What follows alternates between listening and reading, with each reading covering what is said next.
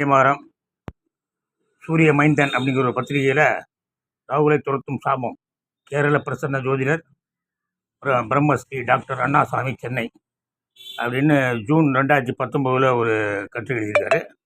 ராகுலை துரத்தும் சாபம் அப்படின்ட்டு. மனித வாழ்வில் வெற்றி தோல்வி பணமோ மதமோ படைபலமோ தீர்மானிப்பது இல்லை. வெற்றி பெற்ற மனிதன் புத்திசாலியும் அல்ல. புத்தியுள்ள மனிதரெல்லாம் வெற்றி காண்பதும் இல்லை. ஆண்டாண்டு காலமாக அரசனையும் ஆண்டியையும் தீர்மானிப்பது அவனவன் கர்ம வினையே என்பது சிவனின் ஒரு அங்கமான ஜோதிட சாஸ்திரமே. நினைப்பது நடந்துவிட்டால் மனிதன் தெய்வமாகி விட மாட்டானா? அதனால் இந்த உலகில் புரியாத பொது நிறைய உண்டு. நடந்து முடிந்த பாராளுமன்ற தேர்தலில் எதிர்பார்த்ததை விட எதிர்பாராத ராகுலின் நிலை கவலைக்குரியது.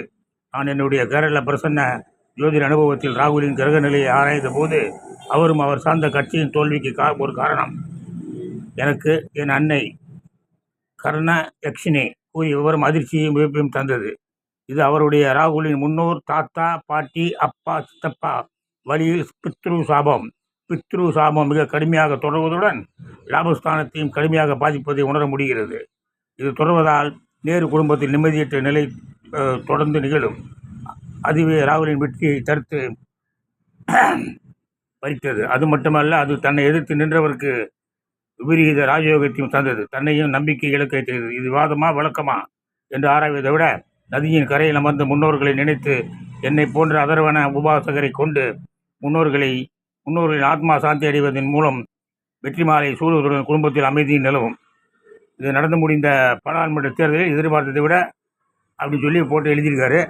எதற்கு பித்ரு சாபம்? இந்த 3 பேர் ராஜீவ், இந்திரா, சஞ்சய், எது பித்ரு சாபம்? எதுக்கு? அதுக்கு தான் காரணம். அதுதான் விரட்டுது. இது ஊர் உலகத்துக்கே தெரியுது. ஆனால் நம்ம மோடி பாய்க்கு தெரியாது, கேட்கவே மாட்டாங்க. RS தலைவர் சுதர்சன் சொன்னார், இந்திரா ராஜீவ் கொலைக்கு காரணம் சோனியா தான் அப்படின்னு. ஒன்றா இவங்க 2 பேரும் பல்ட்டி அடிச்சுட்டாங்க.